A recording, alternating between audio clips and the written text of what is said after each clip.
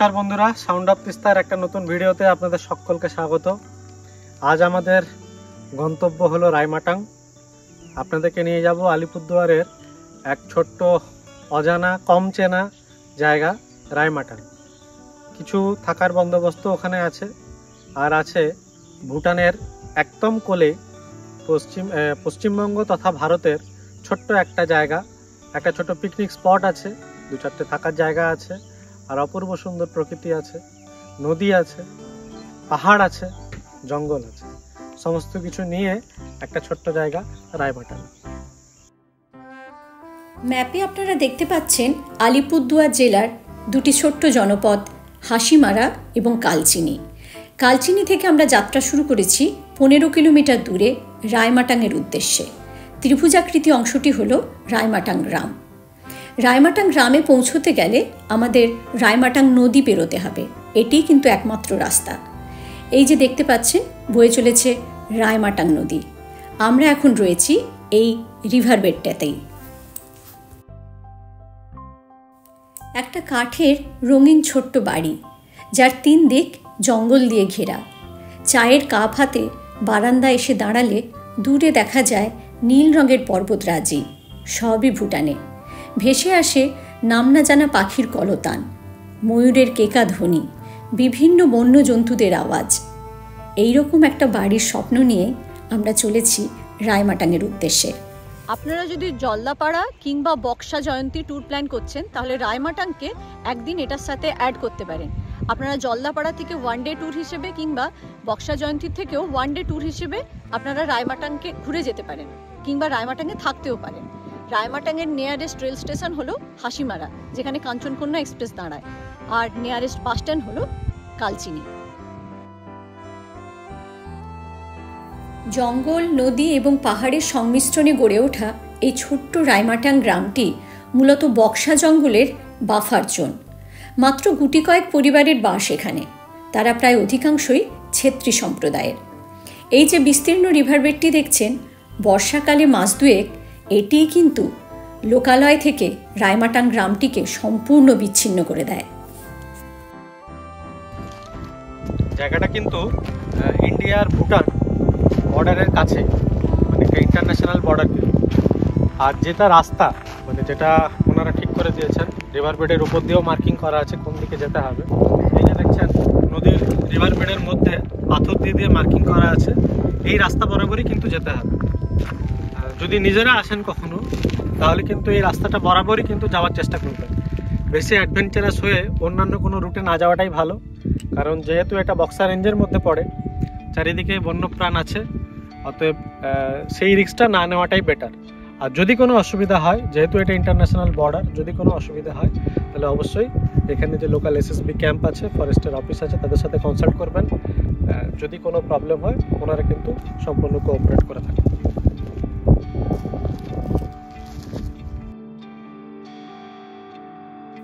যতই আমরা রায়মাটাংয়ের দিকে এগোচ্ছি, একটু গা ছমছমে অনুভূতি হচ্ছে। চারিদিকে জঙ্গল, পাহাড়, কিন্তু জনমানব শূন্য।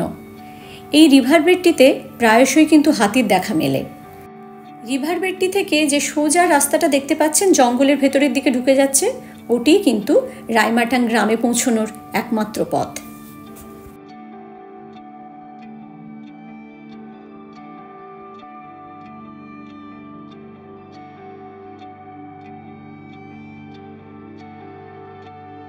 গ্রামের রাস্তাতে উঠতেই যেটা প্রথমে কানে আসবে তা হলো রকমারি পাখির ডাক।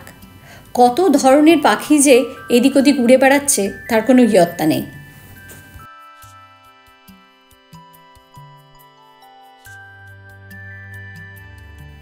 আলিপুরদুয়ার, কোচবিহার, জলপাইগুড়ি থেকে প্রচুর মানুষ সপ্তাহান্তে রায়মাটাংয়ে আসেন। কেন বলুন তো? পিকনিকের জন্য। এটি হলো রায়মাটাংয়ের পিকনিক স্পট।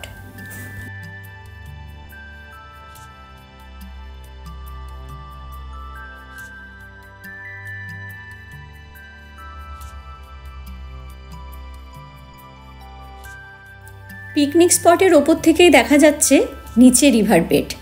সরু ফিতের মতো জলধারায় বয়ে চলেছে রায়মাটাং নদী। দেখে বোঝার উপায় নেই এটি একটি নদী বলে। চলুন আমরা নদীর কাছে যাই।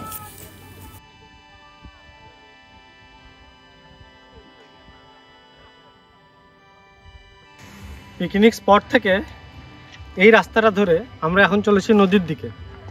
যেহেতু এখন নদীতে জল কম আছে, রিভার বেডের অনেকটা পর্যন্ত যাওয়া যাবে, যে পুরো পাহাড়টাকে দেখা যাবে এখান থেকে। যাই, কীরকম লাগছে দেখি আর আপনাদেরকেও দেখাই।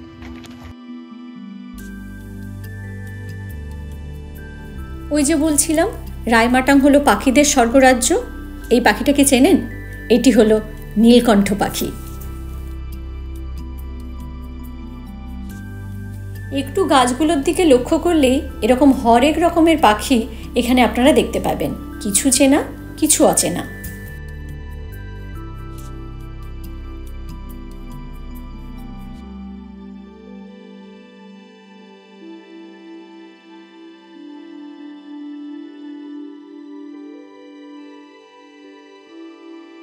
রায়মাটাং আপনারা কখনো আসবেন জানতে চাইলে আমরা বলবো ভারী বৃষ্টির সময়টুকুনি আপনারা এড়িয়ে যান।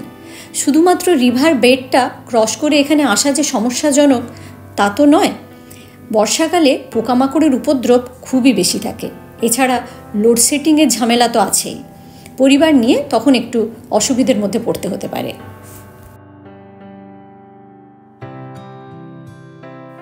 এখন যেমন রুক্ষ শুকনো আবছা আবছা রায়মাটাংকে আপনারা দেখছেন, নদীতে জল নেই, বর্ষাকালেই এই রায়মাটাং কিন্তু 100 গুণ সুন্দরী হয়ে উঠবে।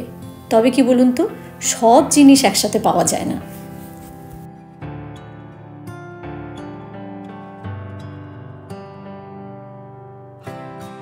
কিছু কিছু জায়গায় পাথরে ধাক্কা খেয়ে কলকল করে বয়ে চলেছে নদী, কিন্তু প্রায় জল নেই বললেই চলে এখন।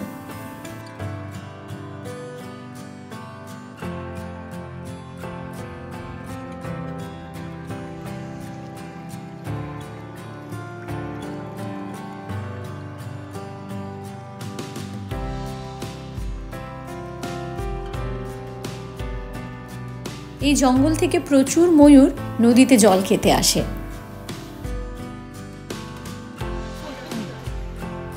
পৌঁছে গেছি এখন রায়মাটাংয়ে, রায়মাটাং পিকনিক স্পট। উপরে হচ্ছে পিকনিক স্পট, সব গাড়ি নিয়ে উপরে রান্না বান্না চলছে, অনেকগুলো টিম আছে। উপর থেকে একটুখানি নিচে এলে এই নদী, এখন সরু ধারায় জল বয়ে চলেছে, জাস্ট একটু নেমে আসতে হয়। আর পেছনে যা যা পাহাড় দেখা যাচ্ছে সবই ভুটানের পাহাড়।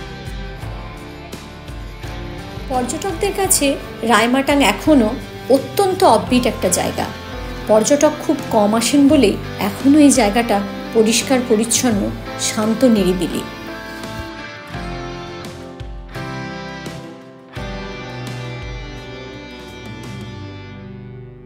পাহাড়ের কোলে জঙ্গলের মধ্যে একটি ময়ূর একা একাই ঘুরে বেড়াচ্ছে।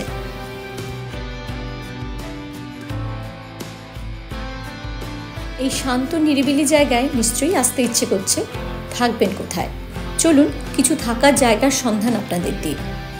রায়মাটাং পিকনিক স্পটের ঠিক উল্টো দিকেই রয়েছে খারকি হোমস্টে। এই ছোট্ট জলাশয়টি হলো হোমস্টের সবচেয়ে মন ভালো করার জায়গা। রায়মাটাং গ্রামের মানুষজন খুবই সাধারণ, হাতে গোনা কয়েকটি হোমস্টে রয়েছে এখানে। একদম বেসিক যেসব সুবিধে সেগুলোই শুধুমাত্র এখানে পাবেন।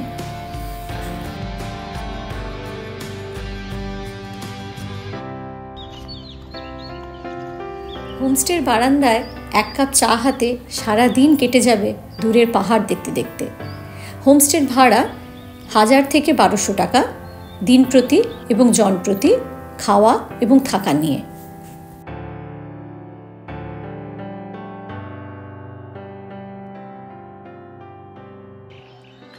যদি কখনো রায়মাটাং আসেন তাহলে এই হোমস্টেটাও চয়েস করতে পারেন। একদম যেগুলো বেসিক অ্যামেনিটিস এগুলো পাবেন এখানে। খুব মানে ক্লাসিক কিছু না, হাইফাই কিছু না, একদম বেসিকের মধ্যে। জায়গাটা অনেক বড়, অনেকটা ওপেন স্পেস আছে। আর এই ব্যালকনিতে দাঁড়ালে একদম পুরো ভুটান পাহাড়ের ভিউ এখান থেকে খুব ভালোভাবে পাওয়া যায়।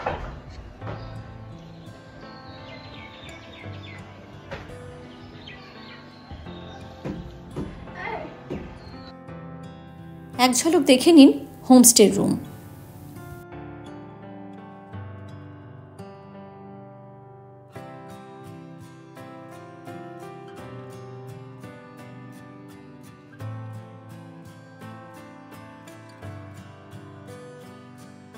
না, বাথরুমে গিজার নেই, রুমে টিভি নেই, ওয়াইফাই নেই, মোবাইলে নেটওয়ার্ক থাকলেও নেট কানেকশান খুবই পুয়োর।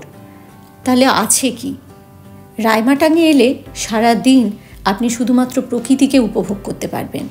সামনে পাহাড়, নিচ দিয়ে বয়ে চলছে নদী, আর 3 দিকে জঙ্গল।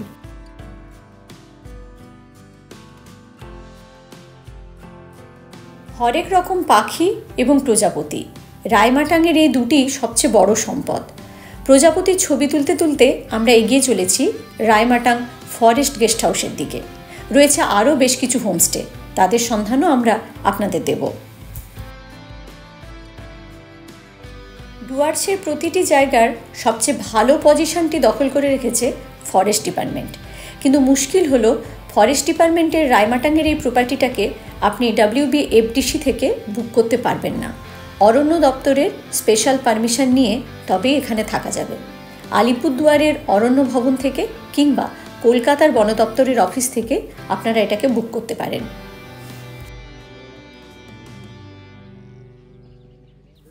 রায়মাটাং ফরেস্ট গেস্ট হাউসের উল্টো দিকেই রয়েছে ওই যে বলছিলাম না, স্বপ্নের কাঠের ছোট্ট বাড়ি, সেই রকমই একটি গেস্ট হাউস, যার নাম লালিগুড়াস হোমস্টে।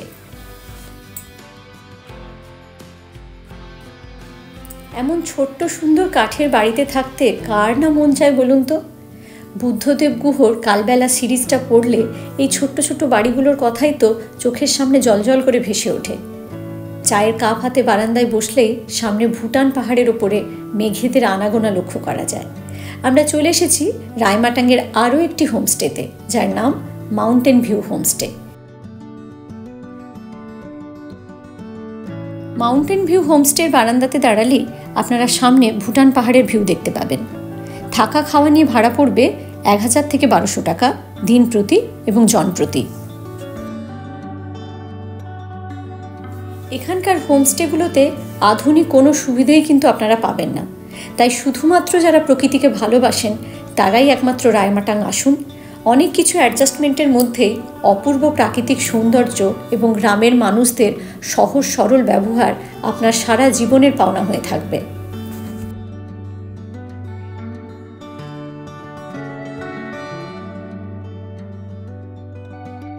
এছাড়াও আপনারা থাকতে পারেন রায়মাটাঙের অরণ্যমহল হোমস্টে থেকে। প্রত্যেকটি হোমস্টের অফিসিয়াল বুকিং নাম্বারগুলো আমরা স্ক্রিনে দিয়ে দিয়েছি, আপনারা এখানে ফোন করে ডিরেক্টলি হোমস্টে বুক করতে পারেন।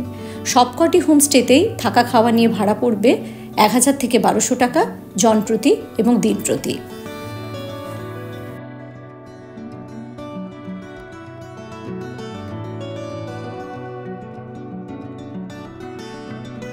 বন্ধুরা, প্রায় সন্ধে হয়ে এলো, আমরা এখন ফিরতি পথে। তবে যাওয়ার আগে কিছু ইনফরমেশন আপনাদের জন্য। দাঁড়িয়ে আছি এখন রায়মাটাঙে নদীতে। যদি আপনারা এখানে আসার কখনো প্ল্যান করেন তাহলে নদীর দু সাইডেই অল্প স্বল্প হোমস্টে আছে, থাকার মতো থাকতে পারবেন। নদীর যেদিকে হাসিমারা সেই দিকে যদি থাকেন তাহলে তো আপনাকে নদী ক্রস করতে হবে না। হাসিমারার থেকে আপনি একদম সড়ক পথে হোমস্টে পর্যন্ত চলে আসতে পারবেন। কিন্তু যদি নদীর এই পাশে থাকেন, মানে এইদিকে যেটা ফরেস্ট অফিস আছে যেখানে, সেই দিকে যদি থাকার পরিকল্পনা কখনো করেন তাহলে বর্ষাকাল ছাড়া অন্যান্য সময়ে নদীতে জল তো প্রায় থাকেই না। পাহাড়ি নদী যেরকম হয়, নদী ক্রস করে চলে আসতে পারবেন। রিভার বেডের উপর দিয়েই গাড়ি যাচ্ছে, আমাদের গাড়িটাও যেরকম গেল যেতে পারবেন। আর যদি কখনো বর্ষাকালে আসেন তাহলে যে হোমস্টেতে থাকছেন তাদের সাথে কথা বলে নেবেন, তারা আপনাকে ওদের গাড়িতে রিভারটা ক্রস করিয়ে দেবে। যদি খুব বেশি না ওয়াটার ফ্লো থাকে, কারেন্ট যদি বেশি না থাকে, তাহলে ক্রস করিয়ে দেবে, অসুবিধা হবে না। আসুন একবার এই নতুন জায়গাটা আপনারাও একবার এক্সপিরিয়েন্স করে যান। বেসিক অ্যামিনিটিস যেগুলো সেগুলোই কিন্তু এখানে পাবেন, খুব হাইফাই কোনো কিছু কিন্তু এখানে পাওয়া পসিবল না। মোবাইল নেটওয়ার্কটুকু আছে, অল্প স্বল্প BSNL, জিও, এয়ারটেল তিনটেই আমরা দেখলাম অল্প স্বল্প পাওয়া যাচ্ছে, টুকটাক কাজ চলে যাবে। আর যেটা পাবেন সেটা হচ্ছে যে একদম ওয়ার্ম নেচার, আর পৃথিবীর সমস্ত কোলাহল থেকে কয়েক ঘন্টার জন্য একটু আলাদা। কলকাতা থেকে রায়মাটাং আসার সবচেয়ে ভালো উপায় হলো কাঞ্চনকন্যা এক্সপ্রেস, যেটি সকালবেলা 11:27 হ্যামিল্টনগঞ্জ এসে পৌঁছয়। হ্যামিল্টনগঞ্জ থেকে রায়মাটাং 18 কিলোমিটার দূরত্ব। এছাড়াও আলিপুরদুয়ার থেকে কালচিনিগামী বাসে উঠে কালচিনি থেকে 15 কিলোমিটার দূরে রায়মাটাং আপনারা গাড়ি ভাড়া করে আসতে পারেন। হাসিমারা মালঙ্গি লজ, চিলাপাতা, মাদারিহাট কিংবা বক্সা জয়ন্তী থেকে আপনারা একদিনেও রায়মাটাং ঘুরে যেতে পারেন।